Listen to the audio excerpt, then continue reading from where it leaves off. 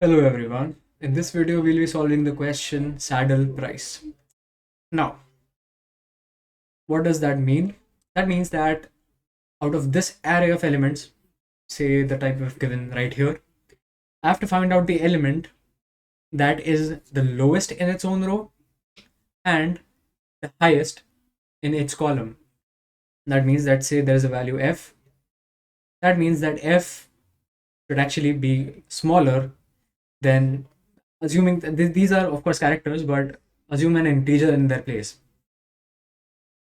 We have a value f. That f could be smaller than g, h, and e, and it has to be bigger than b, j, and n. If that is the case, then this f is actually our saddle price. That is our answer. That's basically what we have to calculate. Now, one thing before we move forward is that there can only be one saddle price in an array. That is because, say, we have two potential saddle prices, say f and l. What would this mean? This would mean that j is less than f because f is the maximum in its column, and f is less than h because f is the smallest in its row. Coming to l, l is smaller than j because l is smallest in its row and they are in the same row, and h is actually smaller than l because l is the largest in its own column. Now, the inconsistency here is that in the first statement, it says that j is less than h, but in the second statement, it says that h is less than j. That is not mathematically possible. So that is why we can only have one saddle price. Now, say we have this array right here, and in that array, I say that I have to find the saddle price. My approach would be to find the lowest possible. First, I'll go through each row one by one. In each row, I'll go through each row.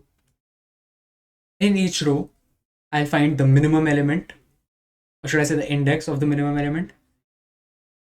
Index of minimum element in the row, calling it row min.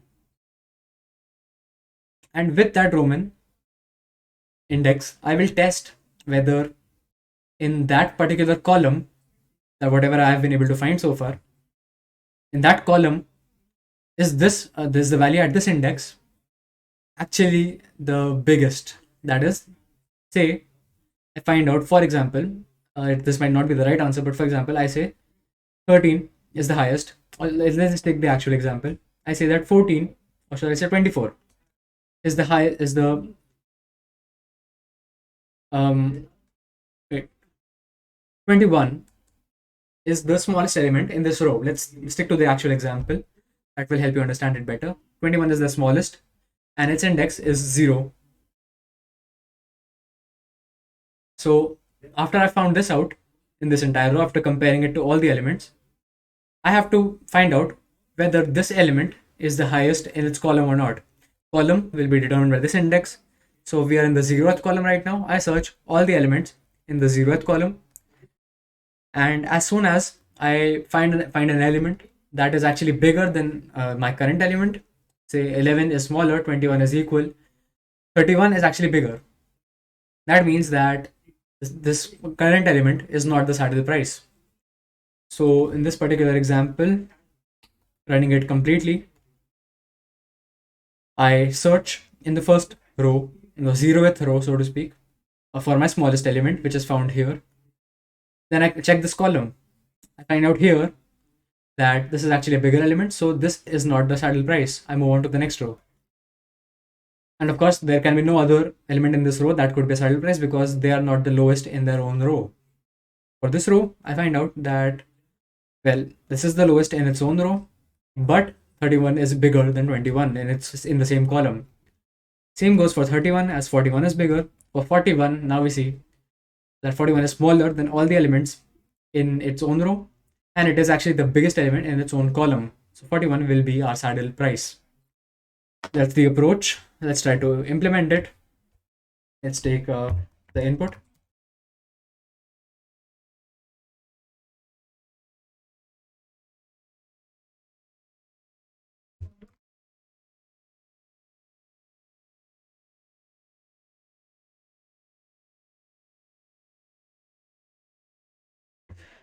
In our input, we'll take n number of elements, n into n number of elements to store in our array, which I will define here.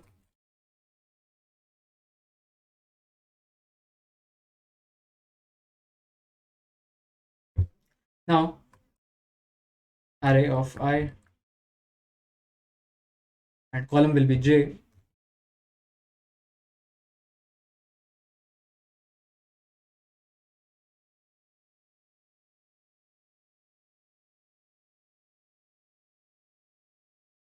This will be our input. And now that we are done with the input, let's try to find the saddle point. Find the saddle point, I have for int I is equal to 0. This will be traversing through my rows, so let's call it r is equal to 0. R is less than n, r plus plus. For all my rows, for all my columns, I have int c is equal to 0. C is less than n, c plus plus. Will traverse to every single column. Now here I will actually find my smallest element, index.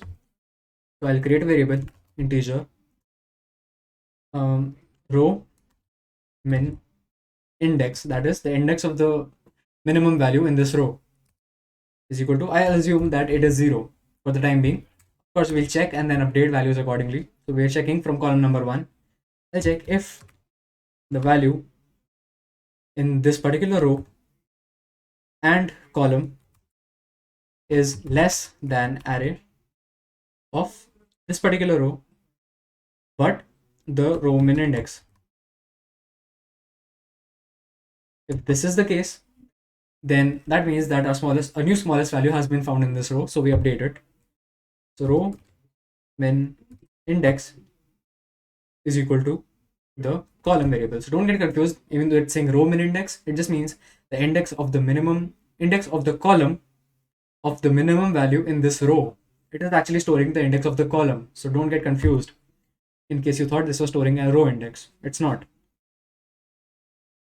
And now that we have it, now that we have our value with us, what we'll do is that we'll go through, let me put it in full screen. We will go through each row now.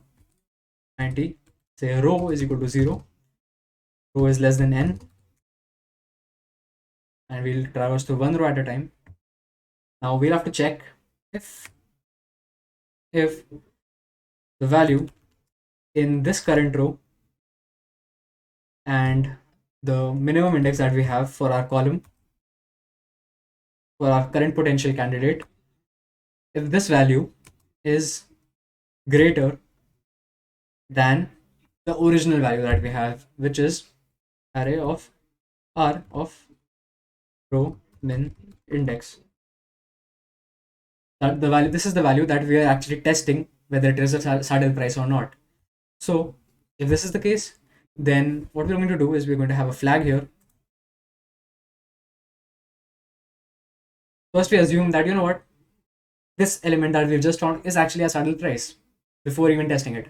But then we actually test it, and if we find out that there is another element in this column that is greater, we turn the flag to false. And now that it is false, we have to check here if this flag is true, we print the saddle price. Print a saddle price, and I think we have to print the price, not the index. Right, we have to print the price.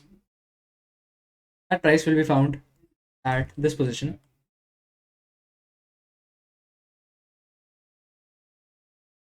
And say by chance we traverse to every row, every column, and we are not able to hit this flag. And if once we hit the flag, of course, we have to return back because there is no other work that we should be doing. Once we hit it back and we exit this loop, so if we don't hit the flag, sorry, if we don't satisfy this condition and we come out of this loop, that means that we haven't really returned. That is, we haven't found a saddle price yet. In that case, we will simply print. What exactly do we have to print? We need to print invalid input.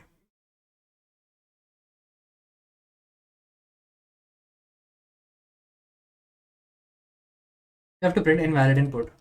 Let's see if this approach is correct or not. It is correct for the default test case at least. So let's see if it's correct for the others.